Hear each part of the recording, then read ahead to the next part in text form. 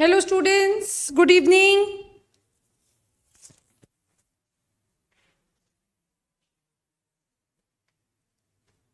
कैसे हैं आप सब? Hello Kareena, hello Rohit, hello Rahul, hello Divyan. आपके डाउट्स लूंगी दिव्यान, बिल्कुल।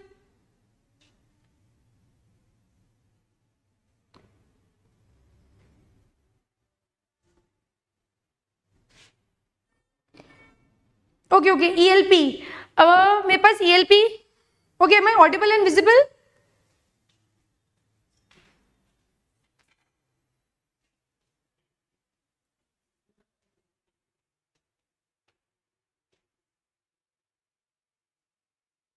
Okay great. Hi Navya, hi Vaibhavi, hi Kareena, hi कार्स, सबको हाय हेलो।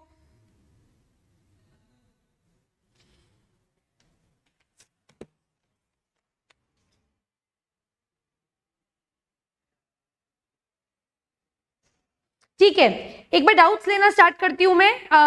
मैंने ठीक है, फर्स्ट थिंग फर्स्ट, धीरे धीरे करके काफी सारी बातें हैं वो डिस्कस करते हैं अपन। पहली चीज, सबसे पहले मैंने जो ईएलपी पोस्ट करी है टेलीग्राम पे, उसके कुछ ऑप्शंस में और एक दो आंसर्स में एरर्स हैं। मैंने वो ईएलपी सॉल्व कर दी थी, वो लास्ट पार्ट में मैं लेकर आ जाऊंगी, वहां से उसको डिस्कस कर लेंगे। पता नहीं मैंने कहाँ रख दी। हाय हर्षल, हाय अंश। ठीक, तो या तो मैं जो करेक्शंस है ना वो लिखकर आपको टेलीग्राम पर पीडीएफ डाल दूंगी, तो आप वहां से उसको कोरिलेट कर लेना। इससे हो जाएगा? इससे हो जाएगा ना? ठीक है। अब कुछ डाउट से कुछ स्टूडेंट्स ने मेरे से पूछे थे, उनको डिस्कस कर लेते हैं, उसके बाद अपन चैप्टर स्टार्ट करेंगे। सो कुछ डाउट्स थे, जैसे दिव्यान ने मुझसे पूछे थे। उसने मुझसे पूछा था, मैम हाइपोक्सिया क्या होता है, एस्फेक्सिया क्या होता है,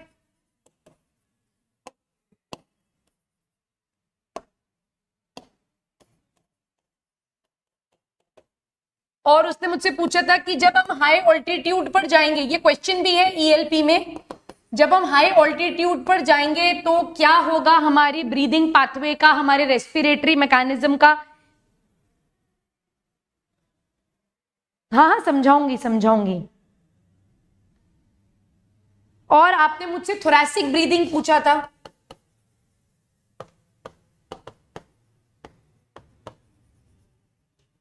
ये पूछा था, और ट्यूबरक्लोसिस पूछा था मुझसे, और मुझसे निमोनिया पूछा था। ये सारे डाउट्स आपने मुझसे पूछे थे, तो उसको डिस्कस करते हैं। और ईएलपी के आंसर्स में बहुत ज्यादा करेक्शंस नहीं है, जितना मैंने देखा 2 आंसर्स में मुझे करेक्शन लगा और 2 में ऑप्शन करेक्शन होगा। मैं वो पीडीएफ बनाकर आपको शेयर कर दूंगी, ठीक है। रोहित, आप मुझे बता दो कि कौन कौन से कंसेप्ट्स में आपको दिक्कत आ रही थी। वो सारे कंसेप्ट्स आज अपन यहाँ पर अभी डिस्कस कर लेंगे, और फिर अपन बॉडी फ्लूइड एंड सर्कुलेशन को स्टार्ट करेंगे, ठीक है। रोहित लिख दो, hypoxia. So what is hypoxia? Hypoxia एक कंडीशन है जिसमें लो ऑक्सीजन सप्लाई होती है बॉडी टिश्यूज को। So hypoxia is a condition when less oxygen is supplied to the body tissue. Asphyxia is suffocation. Asphyxia is suffocation due to high CO2, ठीक है। So hypoxia will lead to asphyxia, है ना।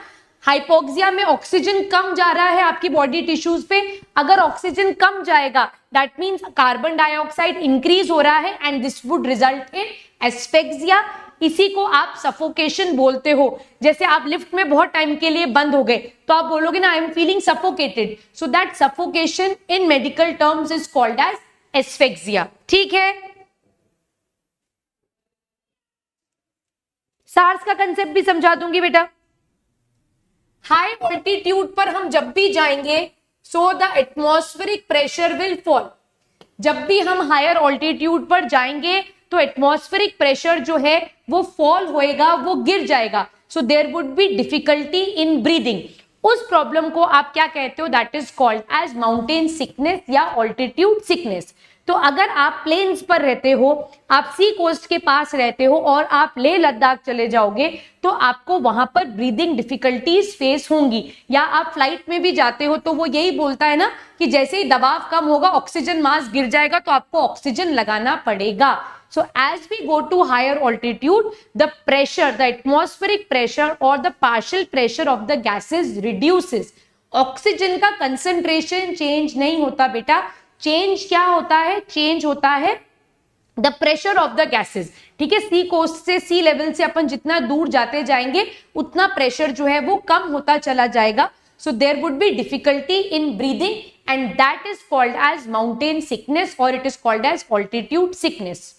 Last class में मैंने एक बात discuss करी थी कि जो लोग वहीं रहते हैं उनको तो ये प्रॉब्लम फिर डेली बेसिस पर होती होगी, तो वो लोग उस हायर ऑल्टीट्यूड के लिए अडेप्टेड हैं।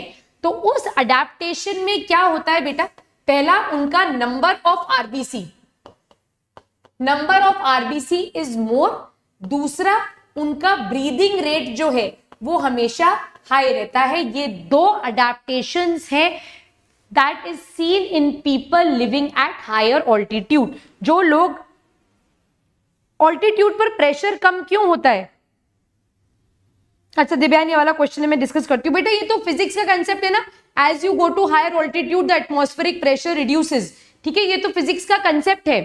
ठीक, यहां तक क्लियर हो गया। नेक्स्ट बात करते हैं थोरैसिक ब्रीदिंग की। दो तरीके की ब्रीदिंग है बेटा, ध्यान से सुनो।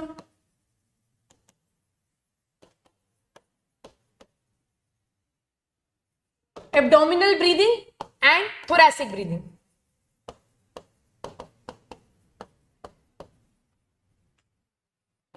जब छोटे होते थे अगर आपने किया है ना, तो कोई अगर लेटा हुआ है, हम तो छोटे थे तो हम बहुत करते थे, प्लीज डोंट जज मी ऑन दैट बेसिस, हम छोटे थे जब करते थे। ठीक है, तो हम क्या करते थे, पेट के ऊपर कोई बॉटल का कैप या कोई टॉय रख देते थे, कोई सो रहा होता था तो देखते थे जब वो सांस ले रहा है तो पेट ऊपर आ रहा है और सांस वापस एक्सेल आउट कर रहा है तो पेट वापस नीचे जा रहा है। तो ये मूवमेंट हम नोटिस करते थे, आप सबने भी नोटिस किया होगा। एक बार आप इनहेल करिए, एक बार आप इनहेल करिए। Divyan I will come back to that question. एक बार आप नॉर्मली ब्रीद इन करिए, नॉर्मली, है ना, कोई बाबा रामदेव की आत्मा को लाने की जरूरत नहीं अपने अंदर। अपने चेस्ट पे हाथ रखिए और अपने एब्डोमिनल रीजन पे एक बार हाथ रखिए और एक बार इनहेल करिए और एक बार एक्सहेल करिए। मैं भी कर रही हूं, स्टार्ट करें, 1 2 3 स्टार्ट।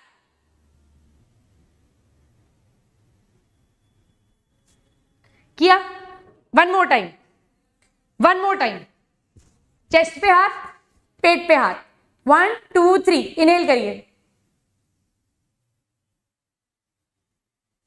ठीक है, नॉर्मली जब आप ब्रीदिंग कर रहे हो, नॉर्मल, ठीक है, तो आपकी जो अब्डोमिनल मूवमेंट है ना, वो आपकी रिब केज के मूवमेंट से हमेशा ज्यादा होती हैं। आप कितनी बार भी नोटिस करना, आप जब भी सांस लोगे आपको आपके अब्डोमिनल रीजन पे कंप्रेशन और एक रिलैक्सेशन फील होगा, उतना आप अपने रिब केज पर फील नहीं करोगे। अग्री कर रहे हो मेरी बात से? अगर कर रहे हो तो थम्स अप भेज दो मुझे चैट में, अगर अग्री कर रहे हो मेरी इस बात से।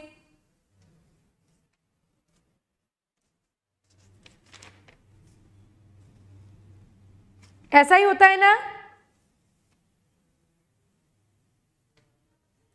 है ना?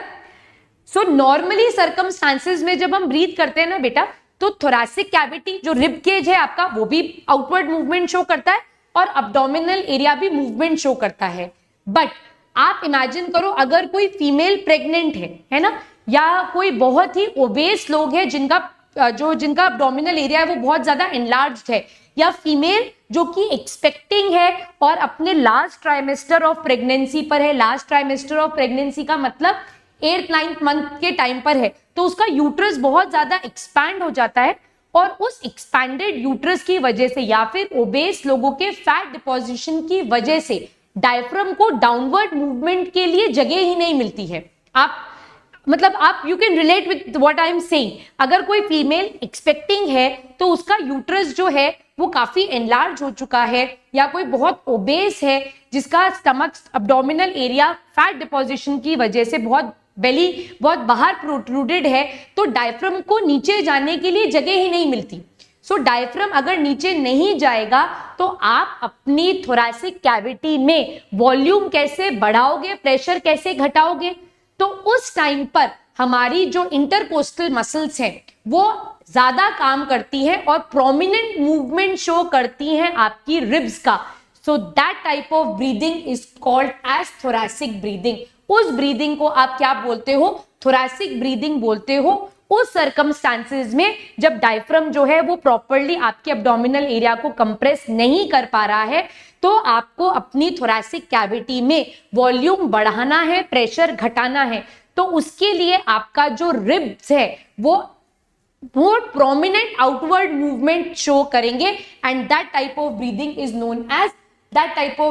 Known as thoracic breathing. क्या ये बात समझ में आई? ठीक है, this is very common in case या this happens in pregnant female. वो जो प्रेग्नेंट फीमेल होती है, अगर आप किसी प्रेग्नेंट फीमेल को जानते हो जो अभी लास्ट ट्राइमेस्टर में है या फिर आपने कभी बात की है, तो वो आपको हमेशा यही बोलेगी कि मुझे सांस लेने में तकलीफ होती है, मैं बहुत जल्दी थक जाती हूँ, ऐसे बहुत गहरी गहरी सांस लेनी पड़ती है, ब्रीदिंग रेट फास्ट हो जाती है, क्योंकि जो मेन डायफ्राम हमारी रेस्पिरेटरी मसल है वो प्रॉपरली कंप्रेस एब्डोमिनल एरिया को नहीं कर पा रही है। क्या ये पॉइंट क्लियर है?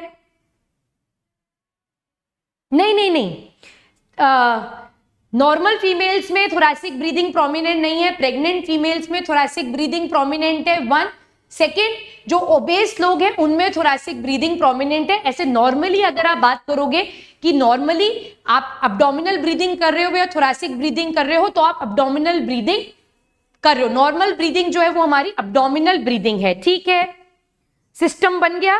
चलिए, बहुत बढ़िया। एक और पॉइंट यहीं पर लिखो, हीमोग्लोबिन जब कार्बन मोनोऑक्साइड के साथ बाइंड करेगा तो ये क्या बनाएगा? कार्बोक्सी हीमोग्लोबिन बनाएगा। ये कार्बोक्सी हीमोग्लोबिन बनाएगा। अच्छा, एक क्वेश्चन पूछ रही हूं मैं, आंसर दीजिएगा मुझे। आप लोग मेरे से बहुत क्वेश्चन पूछते हो। लक्ष्य कुछ कहना चाह रहा है मेरे से, राहुल ने बल्ब जला दिए। Okay, I am following your question friends module of last question practice are yes they are sufficient for your NSE-JS and I am feeling very sad. मुझे ऐसे अच्छा नहीं लग रहा है कि अब अपन बहुत दिनों बाद मिलेंगे क्लासेस के लिए। चलो, क्वेश्चन लिख रही हूं मैं, आंसर दीजिएगा। The affinity of hemoglobin is maximum for carbon monoxide, carbon dioxide, oxygen, nitrogen। एक सेकेंड, अननोन, इस क्वेश्चन का आंसर करो। Unknown, I am reading your doubt. Ma'am जब लंग कॉन्ट्रैक्ट करते हैं, I will get back to your doubt. पहले मुझे इस क्वेश्चन का आंसर दीजिए।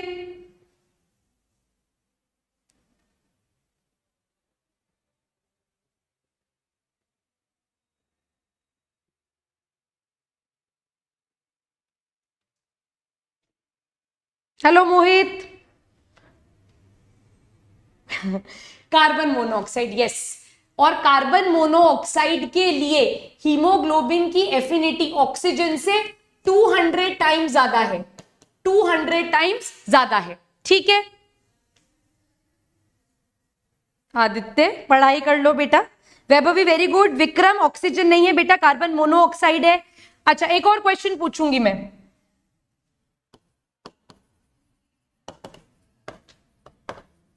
Which of the following has more solubility? इनमें से कौन सी गैस ज्यादा सॉल्यूबल है?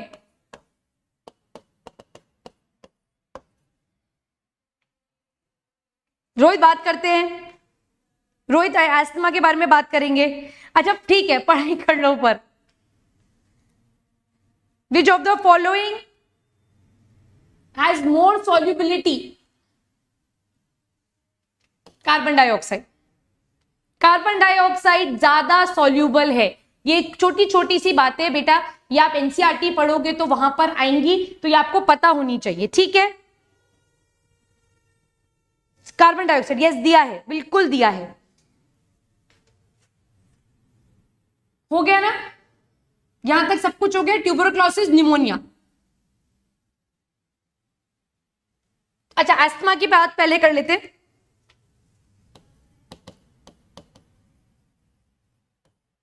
अस्थमा मैंने बताया था, it is cause due to allergen. Allergen body में क्या प्रोड्यूस करवा रहे हैं? एलर्जी।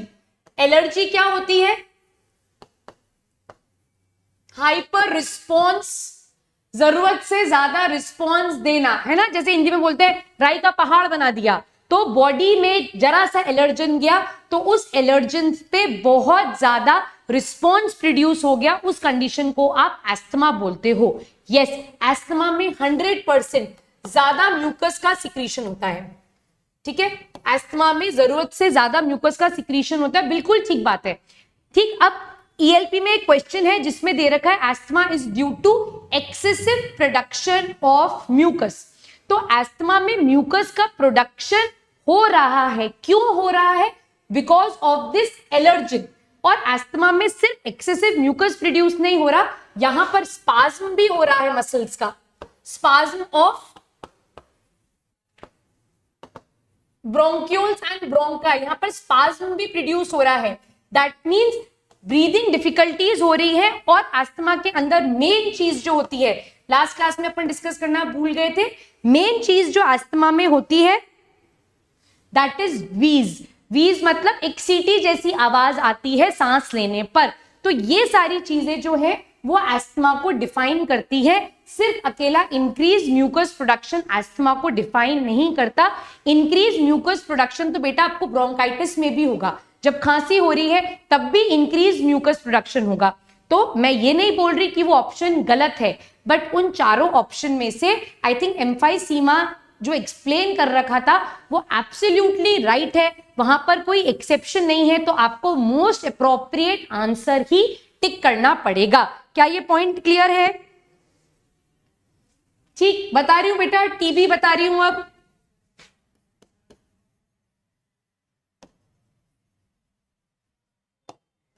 ट्यूबरक्लोसिस, एलर्जिन बेटा, एलर्जिन कुछ भी हो सकता है। Allergen could bee pollen grain, सबसे कॉमन एलर्जिन जो है वो पोलन ग्रेन है। आप जनरली देखना लोगों को एलर्जीज जो होती है ना वो फरवरी मार्च वाले महीने में होती है। स्नीजिंग होना स्टार्ट हो जाता है, आईज रेड वाटरी हो जाती है, तो वो टाइम होता है जब पोलन ग्रेन्स रिलीज होते हैं एंथर से। तो सबसे कॉमन एलर्जन पोलन है। कईयों को डस्ट से एलर्जी होती है, कई लोग जो व्हीकल्स का पोल्यूशन आता है उनसे एलर्जी होती है, और बहुत सारे एलर्जेंस होते हैं, बट सबसे कॉमन एलर्जन अस्थमा का जो पॉजिटिव है that is your pollen grain, ठीक है। ओके आदित्य जैन अब कोई रेलेवेंट डाउट पूछ रहा है? हाँ, अब पता चल गया ना दिव्यान? ऐसे क्वेश्चंस को कैसे सॉल्व करना है बेटा? ऐसे क्वेश्चंस को सॉल्व करने के लिए बहुत बार ऐसा होता है कि दो ऑप्शंस बहुत ज्यादा सही लगते हैं, तो रूल आउट कर दो, जो गलत है उनको रूल आउट कर दो। बचे हुए जो दो ऑप्शंस हैं उसमें से आप ऐसी चीज को सर्च करो जिसमें आपको कोई दूसरा पैरामीटर ही नहीं दिख रहा हो। जैसे अगर आपको मैं बोलूं कि TB is caused bye Mycobacterium tubercle, एक एग्जांपल देती हूं, TB is caused bye Mycobacterium tubercle. दूसरा ऑप्शन दिया मैंने pneumonia, it is caused by a bacteria. दोनों ऑप्शंस करेक्ट है ना बेटा? दोनों ऑप्शंस करेक्ट है, बट आप किसको टिक करोगे? That TB is caused bye Mycobacterium tubercle, क्योंकि ये बिल्कुल प्रिसाइज है, इसमें और कोई दूसरी बात सोच में आई नहीं रही कि हाँ ये भी तो हो सकता है, ये भी तो हो सकता है। निमोनिया में मैंने क्या बोला? It is caused by a bacteria. हाँ 100% निमोनिया एक बैक्टीरिया से कॉज होता है, पर कौन सा? तो इसमें कुछ भी हो सकता है, तो इसको आप रूल आउट करोगे, और जिसमें कहीं कोई एक्सेप्शन आपको नहीं दिख रहा आप उसी ऑप्शन को टिक करोगे, ठीक है। अच्छा दिव्यान, पहले मैं इसी क्वेश्चन को डिस्कस कर लेती हूं। इसमें चारों ऑप्शंस करेक्ट हैं, ABCD ऑल आर करेक्ट, ठीक है। इसमें सारे ऑप्शंस आप टिक करोगे, सारे करेक्ट है, बट अगर इन चारों ऑप्शंस में से कोई एक ऑप्शन को टिक करना पड़ेगा तो एक्सक्रीशन पे हम टिक लगाएंगे, ठीक है। चारों करेक्ट है। अगर मल्टीपल आंसर्स करेक्ट वाली ऑप्शंस आपको NSE-JS में मिलते हैं तो चारों करेक्ट है, बट अगर सिंगल करेक्ट है तो एक्सक्रीशन पे आप 100% पूरे अपने विश्वास के साथ टिक लगा देना, वो बिल्कुल करेक्ट आंसर है। ठीक है, अच्छा आदित्य, कंटेंट बढ़ता जा रहा है तो रिटेन कैसे करना है बेटा? रिटेंशन का सिर्फ एक ही मूल मंत्र है, आर से रिटेंशन, आर से revision. The more you will revise the more you will retain. ठीक, अब रिवाइज करने के बेटा दो तरीके हो सकते हैं, दोनों तरीके बताऊंगी, पर पहले मैं ट्यूबरक्लोसिस लिख दूं। अगर आपने ए टिक किया था Divyang, thumbs up from my side. Answer key में करेक्शन है बेटा, वो मैं PDF बनाकर भेज दूंगी। ठीक है, ट्यूबरक्लोसिस, इसको प्यार से टीबी कहा जाता है।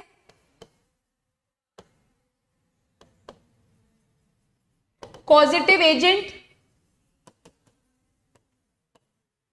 नव्या कोई डाउट तो नहीं है?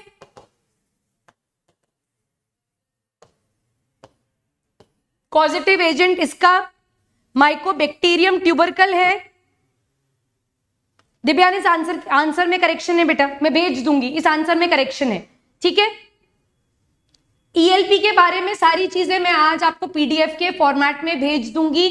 जो करेक्शन है, जिस क्वेश्चन में जो कोई ऑप्शन करेक्ट है या आंसर की में करेक्शन है, मैं उसका PDF आपको भेज दूंगी। ठीक है, और कौन कौन है? वैभवी भी है। वैभवी कोई प्रॉब्लम? बूम मास्टर PC, आज काफी सारे नए स्टूडेंट्स दिख रहे हैं। पॉजिटिव एजेंट माइकोबैक्टीरियम ट्यूबरकल, ये बैक्टीरिया है। ठीक है, अब ये जो ट्यूबरक्लोसिस है, इसकी सिम्टम्स क्या होते हैं, कैसे जांचेंगे हम कि टीबी हुई है? सबसे मेन सिम्टम है इसका cough, persistent for more than 2 weeks, 2 हफ्ते से खांसी जो बिल्कुल भी ठीक नहीं हो रही है, थोड़ा भी आराम नहीं मिल रहा है, तो ऐसे पेशेंट्स को टीबी की जांच करानी चाहिए।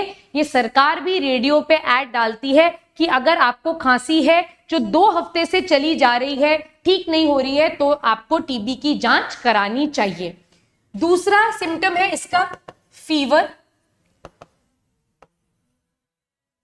कफ with sputum, cough with sputum, और यहां पर ब्लड भी निकल सकता है। स्पूटम मतलब जो खांसी करते वक्त हम म्यूकस बाहर निकालते हैं, जिसको हिंदी में आप वल्गम बोलते हो, that is called as sputum. तो उस स्पूटम में कई बार क्या होता है, ब्लड भी आ जाता है। Very important symptom of TB is enlarge lymph nodes. यहां पर जो लिम्फ नोड्स हैं वो एनलार्ज हो जाते हैं, बड़े हो जाते हैं। Then there is weight loss, बहुत ज्यादा वेट लॉस होता है, या फिर जिनको टीबी होती है ना, उनका वजन बढ़ता ही नहीं है। ठीक है, लॉस ऑफ एपेटाइट,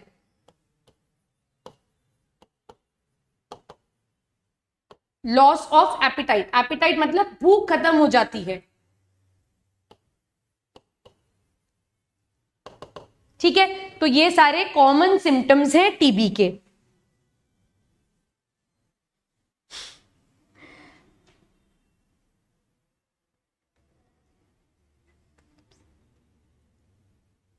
मतलब मैं समझी नहीं। Hi Parth, seeing you after a long time. Vaibhavi, आपके पास PDF नहीं आती है बेटा, तो आपके पास मैं रोज क्लास में आती हूं, तो आप क्यों परेशान हो रहे हो? मैं आपको हार्ड कॉपी दे दूंगी, डोंट वरी वैभवी। बदमाश बच्चा हूं पर पढ़ता भी हूं। वेरी गुड आदित्य, पढ़ते हो तो। आज मैंने आज ही आपसे ही पढ़ना। अच्छा बिल्कुल बेटा, बिल्कुल पढ़ाऊंगी मैं आपको। आप नए हो, tell me your name boom master. Divyang, TB के डाउट्स क्लियर है?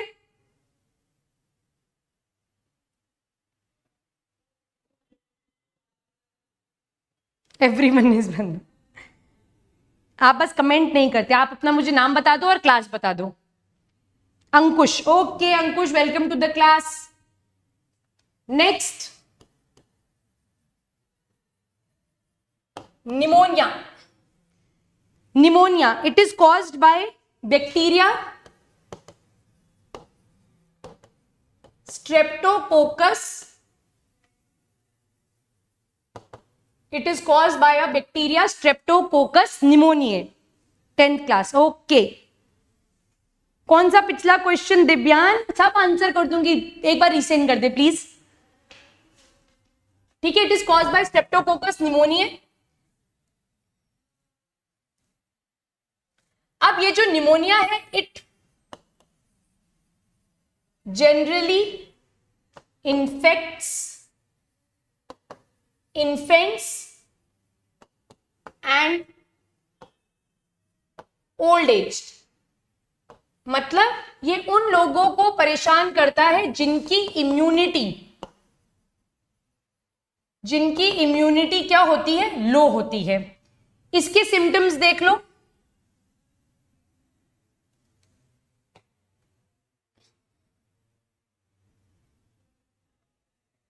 This is because of more of oxygen. इसका आंसर बी है दिव्यांग, मोर ऑफ ऑक्सीजन। ठीक है, इसके सिम्टम्स, आदित्य आप कौन सी क्लास में हो?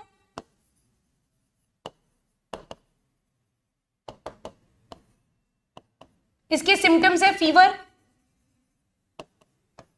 कफ ठीक नहीं होता, loss of apatite, fast breathing rate,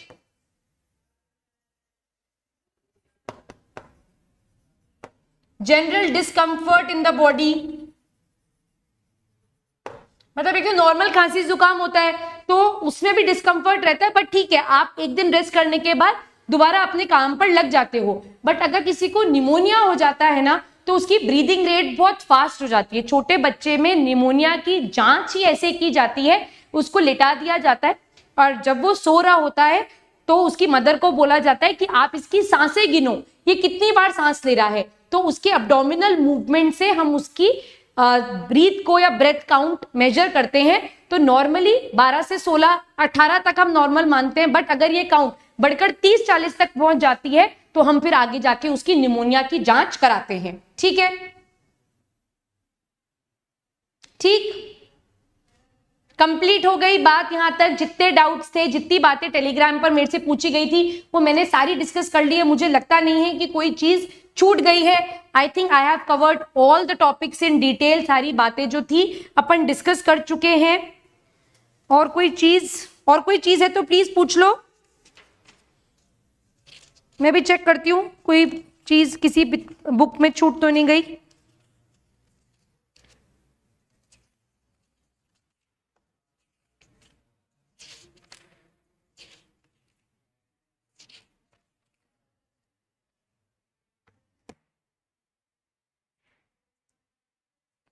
Aditya में लड़कियों की तारीफ ज्यादा। This is cerebrum Divyan, this is cerebrum. I think we have covered the entire portion. मैं लिख देती हूं,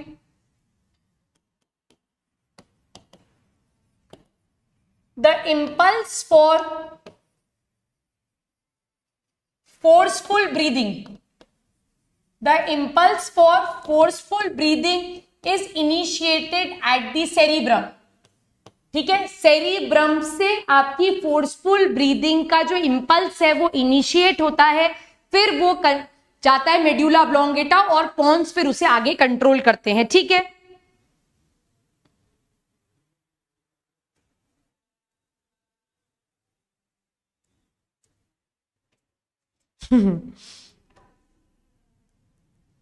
सेरिब्रम बेटा, सेरिब्रम ये अपन ब्रेन में पढ़ेंगे। ये मेन पार्ट है आपकी, ये आपकी फोर ब्रेन का मेन पार्ट है। ये अपन कंट्रोल कोऑर्डिनेशन पढ़ेंगे ना दिव्यांग, वहां पर इसको कवर करेंगे। ठीक, अब इतनी सारी चीजें पढ़ ली है तो बेटा एक दो टर्म्स और लिख लो। ठीक है, एक दो टर्म्स और लिखवा देती हूं। आदित्य मैं क्या पूछूं? सेरिब्रम क्लियर नहीं हुआ बेटा? आपका जो ब्रेन है ना, हमारा जो ब्रेन है वो 3 पार्ट्स में डिवाइडेड होता है, forebrain, mid brain, hind brain. ये पूरा पार्ट अपन डिटेल में कंट्रोल कोऑर्डिनेशन में पढ़ेंगे। अभी के लिए इतना याद रखो कि आपकी ब्रीदिंग सेंटर जो है वो मेड्यूला ऑब्लोंगेटा है और आपका न्यूमोटैक्सिक सेंटर जो है वो पोन्स है। बट आपको फोर्सफुल रेस्पिरेशन करना है, इसके लिए जो पहला मैसेज जनरेट होता है वो कौन जनरेट करता है? That is generated by cerebrum and it is a part of your forebrain. ठीक है, नहीं, मैंने सेरिबेलम कब बताया? नव्या, सेरिबेलम कब बताया मैंने बेटा? Cerebellum is responsible for your normal posture. अच्छा दिव्यांग, डाउट बाकी है पूछ लो। नव्या क्लियर है?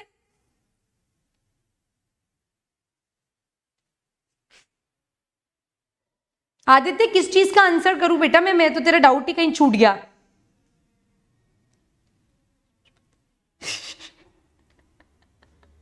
इसका जवाब मेरे पास नहीं है बेटा, है ना, मुझे नहीं पता, मुझसे मत पूछो। पढ़ाई पे ध्यान लगाओ, ठीक है, पढ़ाई पे ध्यान लगाओगे तो बाकी सारी चीजों से ध्यान अपने आप हट जाएगा।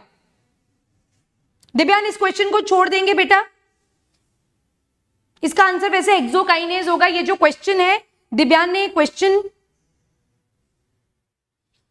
मैंने कब सेरिबेलम लिखवाया? रुको रुको रुको, मेरे पास पीपीटी है, मैं चेक करती हूं, ठहरो, लेट मी चेक।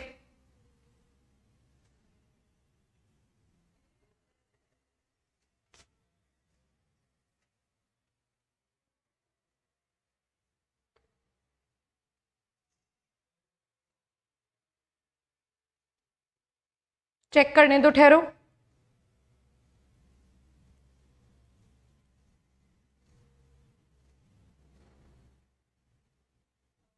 देखो कहां लिखवाया मैंने, चेक करो।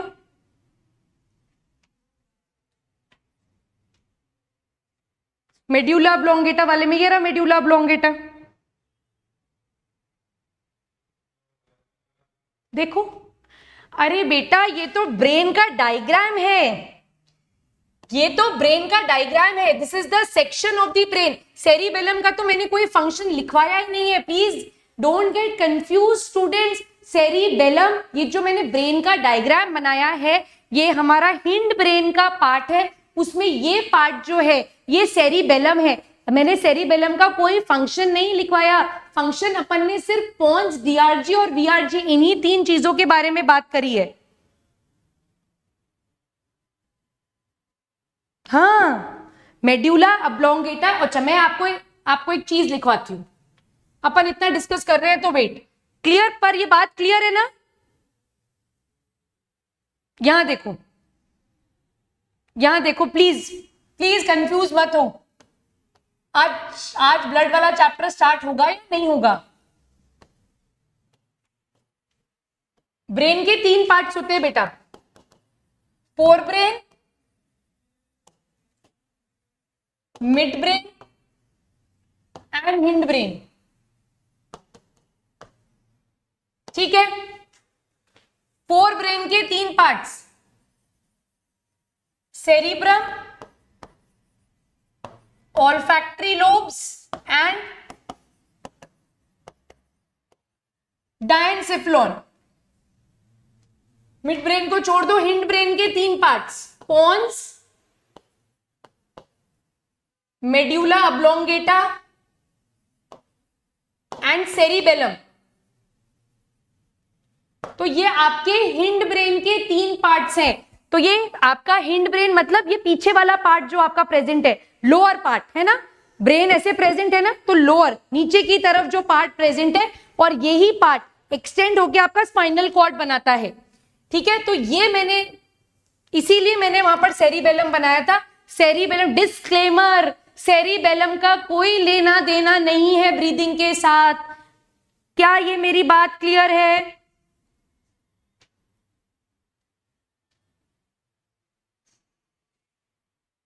मैं बाद में पढ़ाऊंगी, पर मुझे बहुत शौक ही लग गया कि आप सेरिबेलम का फंक्शन तो मैंने कहीं लिखवाया ही नहीं है। इधर देखो, वापस आओ, सेरिबेलम तो मैंने कोई फंक्शन ही नहीं लिखवाया सेरिबेलम का कहीं पर भी, सिर्फ मेंशन कर दिया क्योंकि ये हिंड ब्रेन का पार्ट है, ठीक है। ओके, क्लियर क्लियर क्लियर बेटा। ब्लू बेबी सिंड्रोम अपन पढ़ेंगे ट्रांसपोर्टेशन वाले चैप्टर में, ठीक है। वैसे इसका आंसर मेथ हेमोग्लोबिन होएगा, ठीक है। इसका आंसर वैसे मेथ हेमोग्लोबिन होएगा। ब्लू बेबी सिंड्रोम जो है बेटा अपन वहां पढ़ेंगे ट्रांसपोर्टेशन वाले चैप्टर में, ठीक है।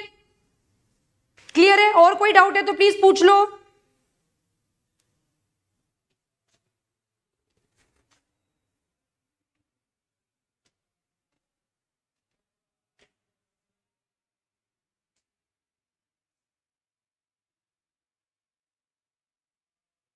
ठीक है,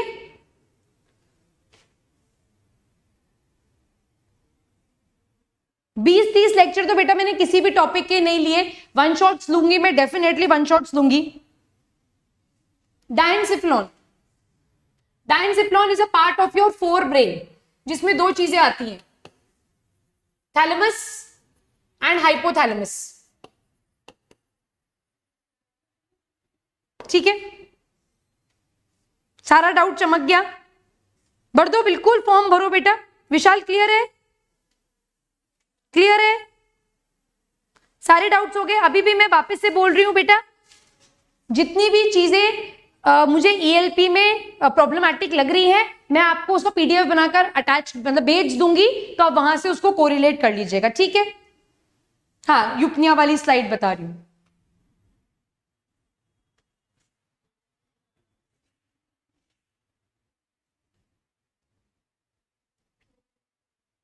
विशाल कौन सा डाउट बेटा? पूछ तो रहा हूं, क्यों इग्नोर कर? नहीं Vishal, where is your doubt? Diencephalon लिख दिया ना विशाल मैंने। Diencephalon is a part of forebrain which consists of two things, that is thalamus and hypothalamus.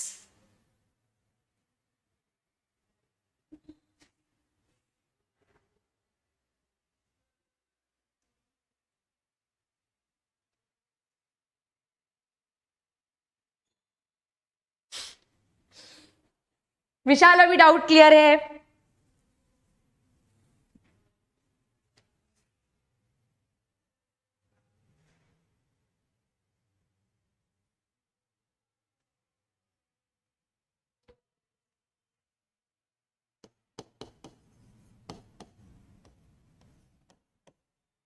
इसकी स्पेलिंग गलत हो रही है, स्पेलिंग करेक्ट करो इसकी। EUPONEA, PONEA।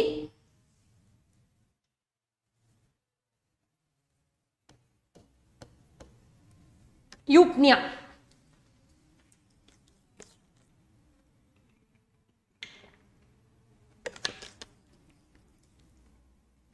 It is the state of normal breathing. It is the state of normal breathing. It is the state of normal breathing. तो तू बात ही ऐसी कर रहा है, फिर हंसूंगी। नॉर्मल ब्रीदिंग रेट इज, कितनी बार सांस लेते हो? Normal breathing rate is 12 to 16 breath per minute. 12 से 16 बार सांस ले लेते हो एक मिनट में, ये नॉर्मल है।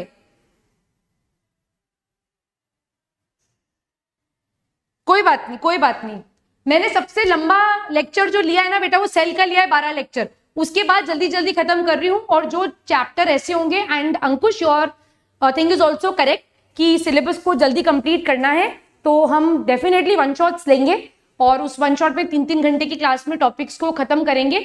बट प्रॉब्लम ये आती है ना बेटा कि आप लोग कुछ स्टूडेंट्स 8th के भी है, 9th के भी हैं, तो उनका बेस नहीं होता, तो वहां से फिर उस चीज को उठाना पड़ता है। But yes, feedback taken, I would incorporate it, ठीक है।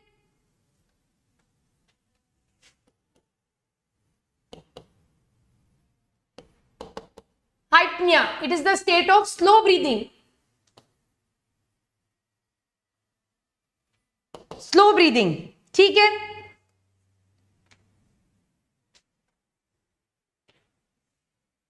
बस बहुत है इतनी चीजें, और कोई डाउट है तो पूछ लो। अच्छा एक और लिख लो, डिस्निया।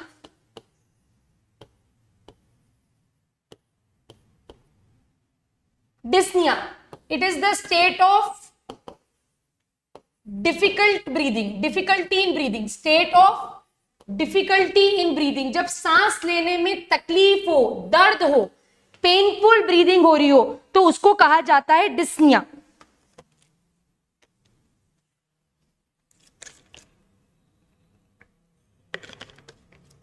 एस्फेक्सिया और हाइपोक्सिया तो मैंने बता ही दिया।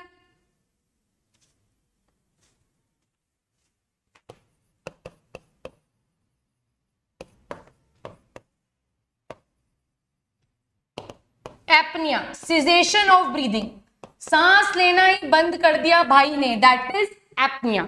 ठीक,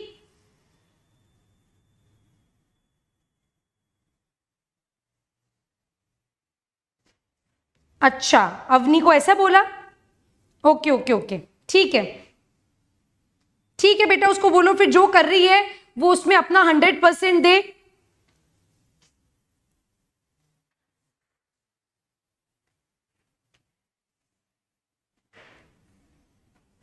ये कॉपी कर लीजिए। ओके दिव्यांग, सार्स भी पढ़ लेते हैं। SARS is severe acute respiratory syndrome. It is caused by a virus. It is caused by a virus, और ये उसी ग्रुप का वायरस है जिससे कोरोना वायरस आया है। ठीक है, कोरोना वायरस का ही ग्रुप का वायरस है ये। ठीक, इसका ओरिजिनेशन भी चाइना में हुआ था। इट स्प्रेड अक्रॉस अराउंड 2002 वाले ईयर में ये बहुत अपने पीक पर था। और यहां पर भी रेस्पिरेटरी इलनेस होती है, यहां पर भी शॉर्टनेस ऑफ ब्रेथ होता है, कफिंग होती है और कोल्ड हो जाता है, फीवर होता है, बस यही सारे सिम्टम्स होते हैं सार्स के भी। But yes it is treatable, पर अगर ध्यान नहीं दिया जाए तो it can result in death also, it could be fatal also. और दिव्यान, नव्या, वृंदा, वैभवी,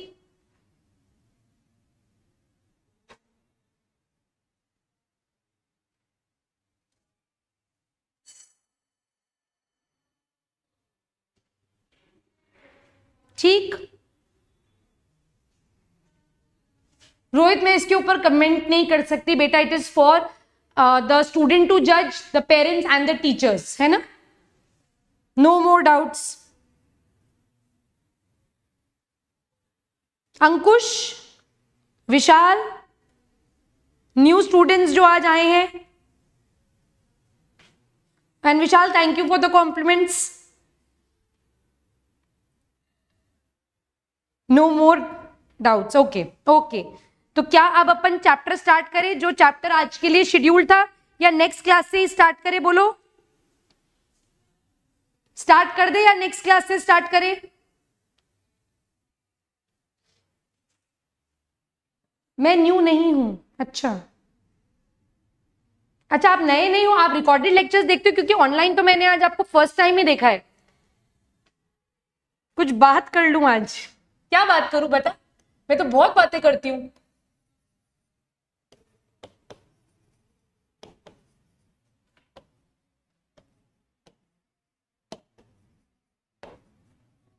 नेक्स्ट लाइफ प्रोसेस का चैप्टर है बॉडी फ्लूइड्स एंड सर्कुलेशन।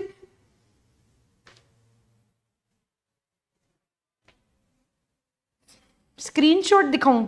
आया होगा बेटा, बट शायद अपना कॉन्वर्सेशन कम रहा है, इस वजह से मैं आपको नहीं आप पहचान पाई। चैप्टर स्टार्ट कर लेती हूँ, फिर स्ट्रैटेजी के बारे में बात कर लूंगी।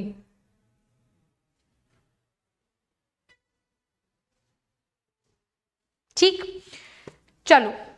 Body fluid and circulation, this will cover your life process, that is transportation. Transportation का मतलब होता है चीजों को एक जगह से दूसरी जगह पर ले जाना। So that is basically transportation. Transportation is what? It is the movement of substances from one place to another. अब किसी भी सब्सटेंस का मूवमेंट होगा इस एक जगह से किसी दूसरी जगह, तो ये जगह वो होगी जहां पर ये सिंथेसाइज की गई है, ठीक है। मूवमेंट हो रहा है किसी भी सब्सटेंस का from the place where it is synthesized to the place where it would be used, to a place where it would be stored, to a place where from where it could be excreted. तो ये सारा movement जो हो रहा है that is known as transportation.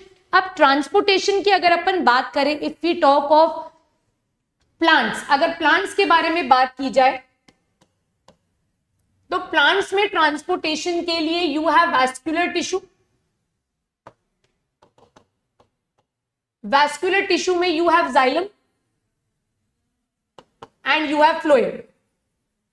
Xylem transportation करेगा water and minerals का, and phloem transportation करेगा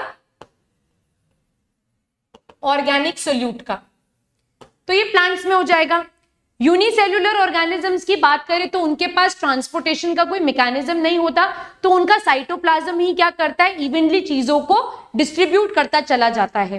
but when we talk of complex organisms like human beings, तो हमारे पास हर एक प्रोसेस, हर एक लाइफ प्रोसेस को चलाने के लिए एक well defined organ system present है।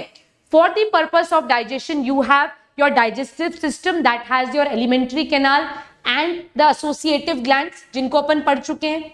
For respiration you have a proper respiratory system जिसमें proper exchange of gas होती है। अब किसी भी चीज के मूवमेंट के लिए, किसी भी चीजों के ट्रांसपोर्टेशन के लिए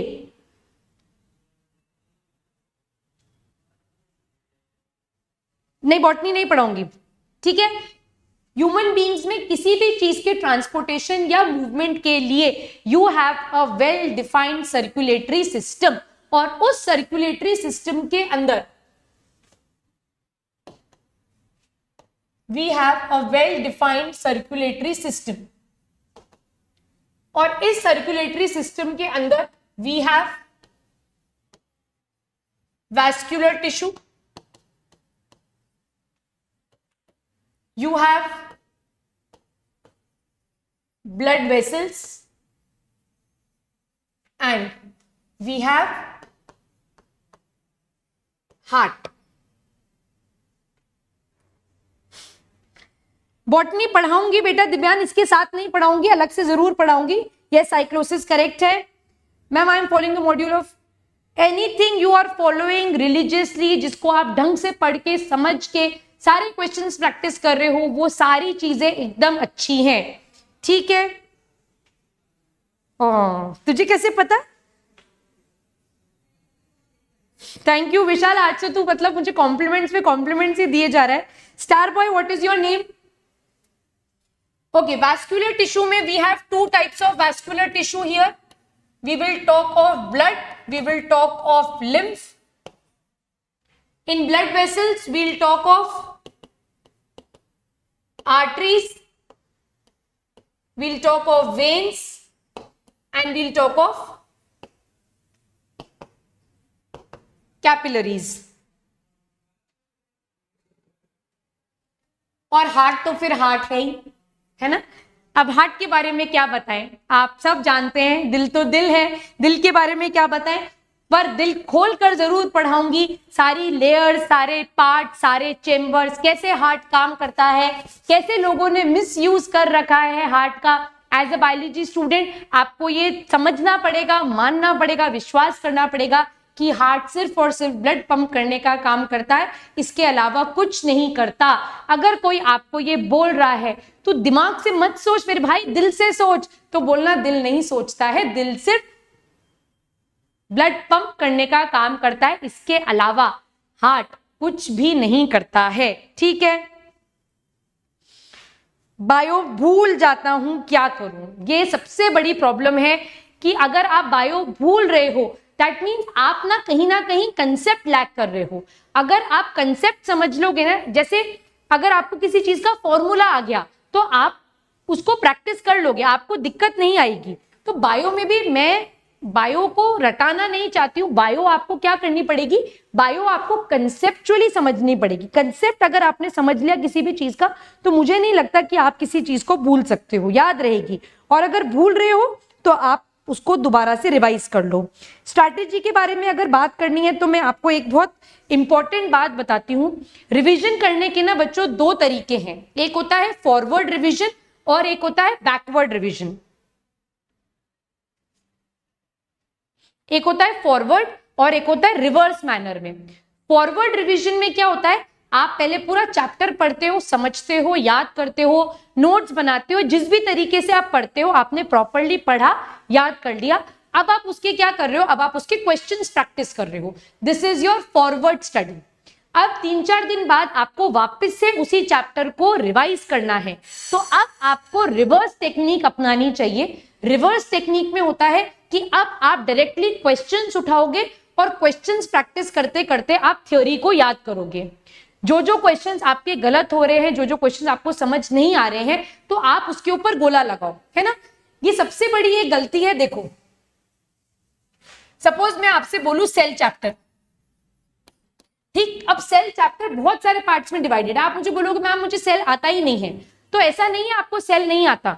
आपको सेल, आपको जो ये तो पता है ना सेल क्या होता है, आपको ये तो पता है ना डिस्कवरी ऑफ सेल किसने करी, आपको ये तो पता है सेल वॉल किसकी बनी हुई है। तो आपका कुछ part of the chapter clear होता है, बट अपन क्या करते हैं जब रिवाइज करने पे आते हैं ना, तो जो चीज आती है वो और पक्की होती चली जाती है और जो नहीं आती है ना वो आप याद नहीं करोगे। तो इससे अच्छा क्या होता है, आप क्वेश्चंस प्रैक्टिस करो, जो क्वेश्चंस आपके गलत हो रहे हैं उसके ऊपर आप गोले लगा दो और उसकी थ्योरी को आप दोबारा देखो। तो जो चीज आपको आती है आपने वो क्वेश्चन प्रैक्टिस में पक्की कर ली, और जो चीज आपकी वीक चल रही है ना आपने उसी पार्ट को रिवाइज कर लिया। तो आप पक्का मानो मेरी बात, आपका रिवीजन बहुत प्रॉपर होगा।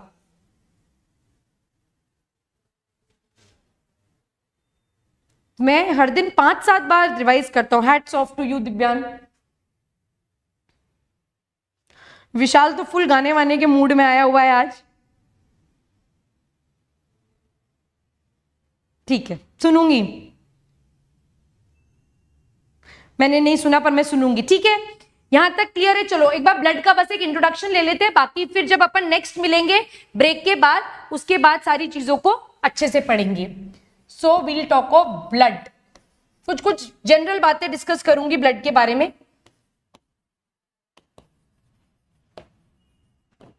Study of blood is called as haematology. Study of blood is called as haematology. अगर आपने कभी अपना ब्लड टेस्ट कराया है तो वो रिपोर्ट अगर आपने कभी देखी है तो ऊपर लिखा हुआ रहता है हेमाटोलॉजिकल रिपोर्ट। तो हेमाटो वर्ड जो है वो किसके साथ जोड़ा जाता है, हमारे ब्लड के साथ जोड़ा जाता है, ठीक। Formation of blood, the process of formation of blood is called as, it is called as hemopoiesis. The process of blood formation is called as hemopoiesis. Color of blood red. चलो red को red से ही लिखेंगे, लाल इश्क, ठीक है। Red is the colour of love, तो blood का भी कलर क्या है, red. pH 7.4, it is slightly alkaline. It is slightly alkaline. दिव्यान इतना टाइम कैसे मैनेज करते हो? Body weight, it forms around 7 to 8% of your body weight, ठीक है। 7 से 8% बॉडी वेट ये बनाता है।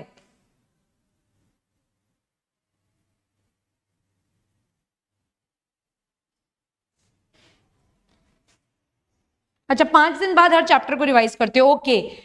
अंकुश क्या कह रहे हैं, मेरी किस्मत भी अच्छी है, स्कूल में एक नहीं, ठीक है, वेरी गुड। अगर आप स्कूल में क्लियर कर रहे हो डाउट्स, ठीक है, अदरवाइज आप मेरे को कमेंट्स में भी लिख कर छोड़ सकते हो सारे डाउट्स। दिव्यांग पूरी मेरी बात का समर्थन करेगा, मैं सारे डाउट्स एड्रेस करती हूं, ठीक है। Vishal, I teach 9, 10 NSC JS, I teach NEET students also online, I take many classes, ठीक है। आज के और फिर 5 दिन बाद किया, ठीक है, वेरी गुड।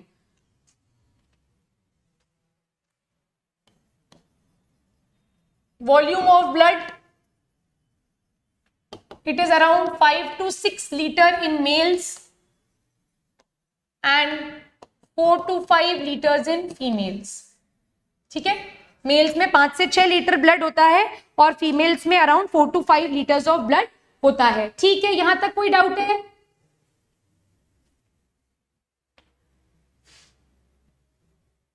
प्लीज बताइए विशाल।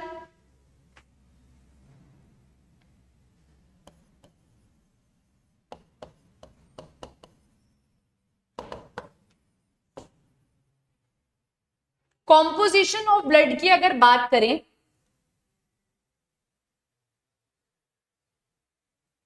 Okay, very good. ब्लड की अगर बात करें कॉम्पोजिशन की, तो इसमें प्लाज्मा प्रेजेंट होता है और यहां पर सेल्स प्रेजेंट होते हैं। प्लाज्मा ब्लड का 55% बनाता है और सेल्स ब्लड का 45% बनाते हैं। ये क्वेश्चन बोर्ड्स में काफी बार पूछा जाता है और जब NTSC का एग्जाम होता था तब भी ये क्वेश्चन काफी बार आता था। This is the difference in the general makeup of male and females, है ना। उनका मेटाबॉलिक रेट, उनका पूरा एनाटॉमी डिफरेंट है ना, so that is the difference, okay. सारी फीमेल्स एक साथ कमेंट बॉक्स में आ चुकी हैं कि फीमेल्स में ब्लड कम क्यों है। So it is the basic makeup of our bodies, है ना। फीमेल्स का बॉडी वेट भी तो मेल से कम होता है, हाइट भी जनरली मेल से कम होती है, इसलिए आरबीसी का भी काउंट थोड़ा सा कम है। It is the general makeup of the body, our body is anatomically design in such a manner, ठीक है।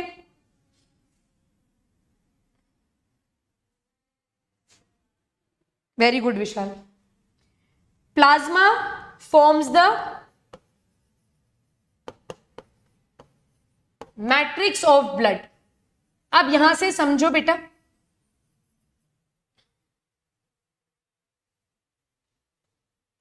पढ़ते जाओ बेटा, आपका नीड भी तैयार होता चला जाएगा, ऐसा कुछ नहीं है। अब यहां पर एक चीज समझेंगे हम, ब्लड जो है ना, blood it is a connective tissue. Tissue का वन शॉट मुझे लेना है, जब मैं लूंगी तो आपको समझ में आएगा। ब्लड जो है वो एक कनेक्टिव टिश्यू है, ठीक है। काफी सारे कनेक्टिव टिश्यूज हैं हमारी बॉडी के अंदर, उसमें से one of the connective tissue is blood. जब भी हम कनेक्टिव टिश्यू के बारे में बात करते हैं तो हमेशा दो चीजें होती हैं, एक होता है मैट्रिक्स ऑफ कनेक्टिव टिश्यू और एक होते हैं उसके सेल्स। अब ब्लड के अंदर भी एग्जैक्टली यही सेम चीज है, इसका मैट्रिक्स है और इसके सेल्स है। सेल्स में 3 टाइप के सेल्स होते हैं, RBC, WBC and platelets. It is a fluid connective tissue. Blood is a, बस दिव्यान एकदम कंसेप्चुअल बात ही पढ़ा रही हूं मैं। Blood is a fluid connective tissue. It is a fluid connective tissue और इसके लिए एक और चीज बोली जाती है, it is the softest connective tissue, ठीक है। यहां तक सब बच्चों को सब कुछ बढ़िया समझ में आता है, बट फिर NSC JS किताबें एक बहुत ही विचित्र बात बोलती हैं। विचित्र बात क्या बोलती हैं? That blood is a false connective tissue. पहले बोलती है कनेक्टिव टिश्यू है, फिर बाद में बोलती है blood is a false connective tissue, ठीक। कनेक्टिव टिश्यू में पढ़ाते भी हैं और फिर बाद में बेचारे को पराया भी कर देते हैं और बोलते हैं कि ये तो फॉल्स कनेक्टिव टिश्यू है। अब कनेक्टिव टिश्यू ये क्यों है, इसके दो बातें हैं। जितना भी कनेक्टिव टिश्यू है, आपको कनेक्टिव टिश्यू के नाम मालूम है, हाँ या ना?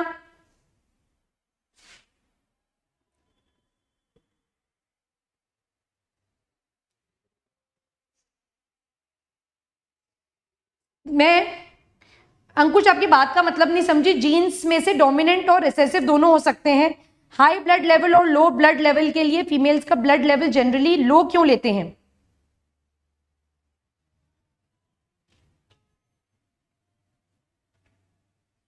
मैं अंकुश आपकी बात का मतलब नहीं समझी बेटा, लो लेवल ऑफ ब्लड का मतलब ही नहीं समझी मैं।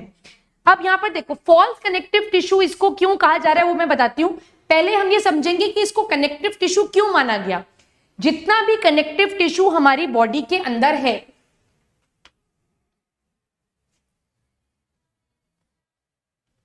जितना भी कनेक्टिव टिश्यू हमारी बॉडी के अंदर है, ठीक है, जैसे कनेक्टिव टिश्यू है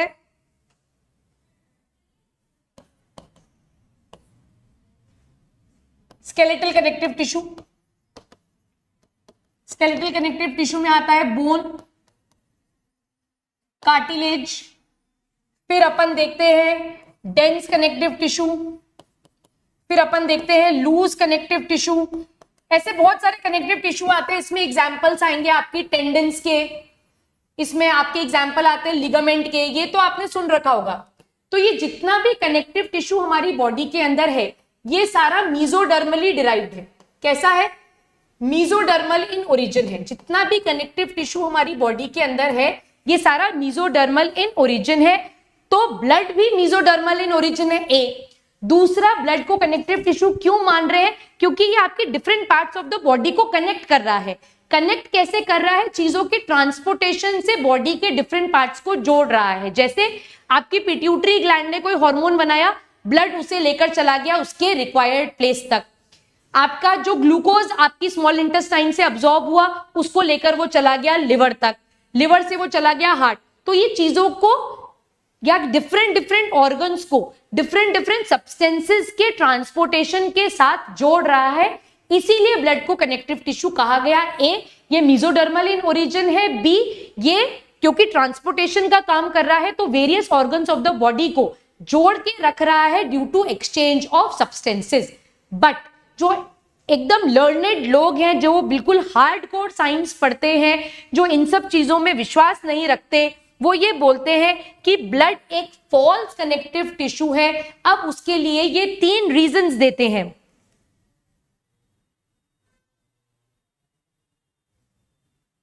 बेटा, ब्लड का वॉल्यूम कम होता है, ठीक है, ब्लड का वॉल्यूम। अपन ब्लड ग्रुप्स को देखेंगे डोमिनेंट और रिसेसिव से, पर anatomically the volume of the blood, ठीक है, इन फीमेल्स इज लेस। ऐसे ही जब अपन आरबीसी काउंट पर जाएंगे तो आरबीसी काउंट भी फीमेल्स का कम होगा।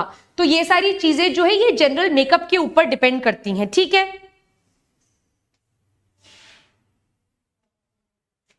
Farhan, welcome to the class. Blood is a false connective tissue. Why? First point,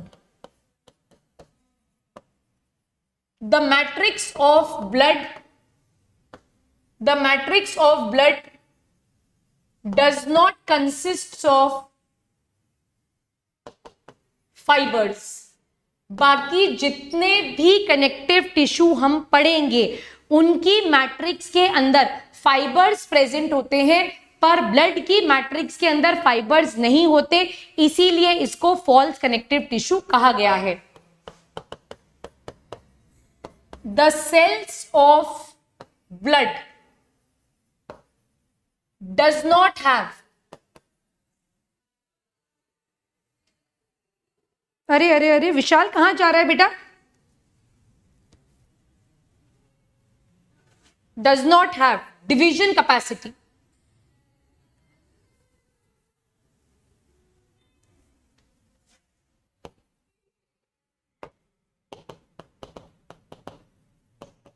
The cells of the blood does not have division capacity, मतलब RBC divide कर नई आरबीसी नहीं बनाएगी, डब्ल्यूबीसी डिवाइड कर नया डब्ल्यूबीसी नहीं बनाएगा, ये हर बार नए ही बनेंगे, इसीलिए ब्लड को फॉल्स कनेक्टिव टिश्यू कहा गया है।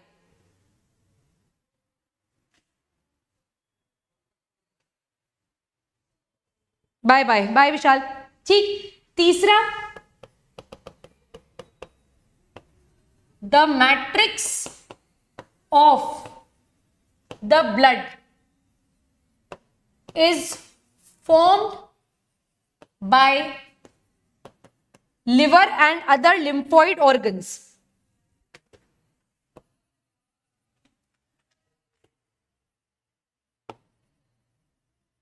And it is not produced by the cells of the connective tissue.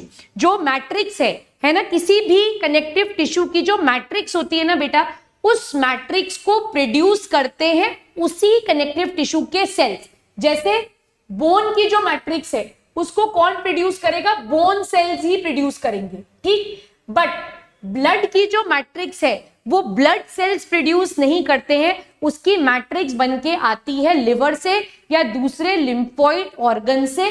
सो इन सब पॉइंट्स की वजह से ब्लड को एक झूठा कनेक्टिव टिश्यू कहा गया है। It is considered as a false connective tissue, but yes हम इसको पढ़ते कनेक्टिव टिश्यू के अंदर ही है। क्या ये पॉइंट यहां पर क्लियर है दिव्यांग? द पॉइंट इज, जितने भी कनेक्टिव टिश्यू हैं, skeletal connective tissue, areolar, adipose, जितने भी कनेक्टिव टिश्यू में आपका वन शॉट जब लूंगी तब आप कनेक्टिव टिश्यू पढ़ोगे तो उसकी मैट्रिक्स जो होती है ना बेटा, वो मैट्रिक्स वो ही सेल्स प्रोड्यूस करते हैं। बट ब्लड के केस में आरबीसी, डब्ल्यूबीसी और प्लेटलेट्स ये मैट्रिक्स प्रोड्यूस नहीं करते, ये मैट्रिक्स लिवर या लिम्फोइड ऑर्गन्स बनाते हैं। जो प्लाज्मा है उसका सिंथेसिस लिवर करता है instead of the cells of the blood, therefore it is not considered as a true connective tissue.